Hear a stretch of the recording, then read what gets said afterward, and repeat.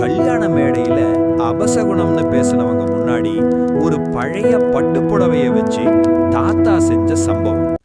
50 வருஷ தாம்பத்தியத்தோட அந்த ஒற்றை ரகசியம் இதோ உங்களுக்காக.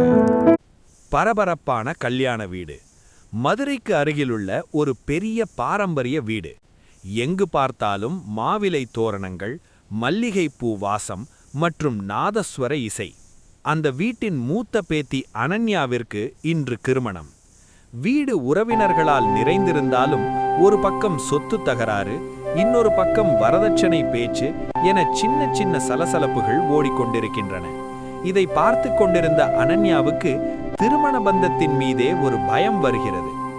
அனன்யா மெதுவாக தன் பாட்டி மீனாட்சியின் அறைக்கு செல்கிறாள்.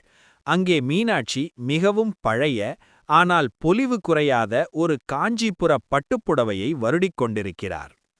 பாட்டி, ஒரு சின்ன பிரச்சனை வந்தாலே இப்போதெல்லாம் விவாகரத்து வர போறாங்க. ஆனா நீங்களும் தாத்தாவும் 50 வருஷமா எப்படி ஒருத்தர் விட்டு கொடுக்காம வாழறீங்க? உங்களுக்குள்ள சண்டையே வந்ததில்லையா? பாட்டி மீனாட்சி மெல்ல சிரித்துவிட்டு அனன்யாவை அருகில் அமர வைத்து ஒரு பழைய கதையை சொல்லத் தொடங்குகிறார். அந்த பழைய நினைவுகள். பாட்டியின் திருமணமான புதிது. அந்த வருடம் கடுமையான வறட்சி. தாத்தா சுந்தரத்தின் விவசாயம் மொத்தமாக பொய்த்துப் போனது. கையில் காலனா இல்லை. வீட்டை ஏலத்திற்கு விடும் சூழல். உன் தாத்தா யாரிடமும் கையேந்த கூடாதுன்னு வைராகியமா இருந்தாரு.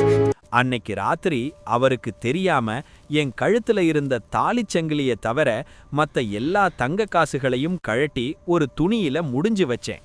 அதை வித்து தான் அடுத்த போகத்துக்கான விதைகளை வாங்கணும். தாத்தாவுக்கு இந்த விஷயம் பல வருடம் கழித்துத்தான் தெரிந்தது. அவர் அன்று அழுத அழுகையை விட அந்த தியாகத்திற்காக அவர் பட்ட உழைப்பு அதிகம்.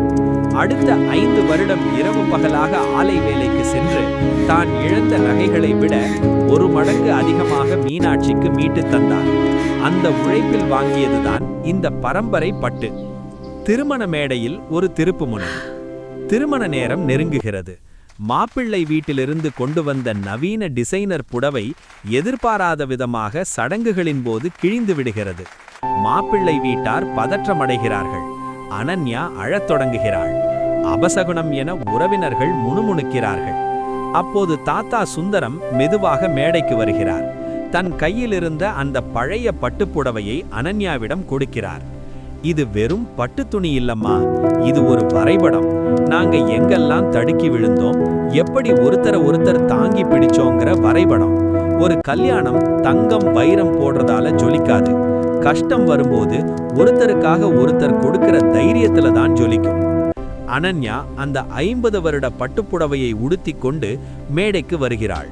அந்த புடவையின் கம்பீரம் அங்கிருந்த வைர நகைகளை விட பிரகாசமாக இருந்தது. சண்டை போட்டுக் கொண்டிருந்த உறவினர்கள் அமைதியாகிறார்கள். இந்த கதை உங்க மனசை தொட்டிருந்தா உங்க தாத்தா பாட்டி அல்லது அப்பா அம்மாவோட அழகான நினைவுகளை கமெண்ட்ல சொல்லுங்க.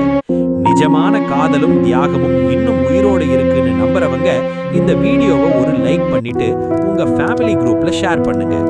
இது போன்ற ஆழமான கதைகளுக்கு நம்ம சேனலை மறக்காம சப்ஸ்கிரைப், லைக், ஷேர் பண்ணுங்க.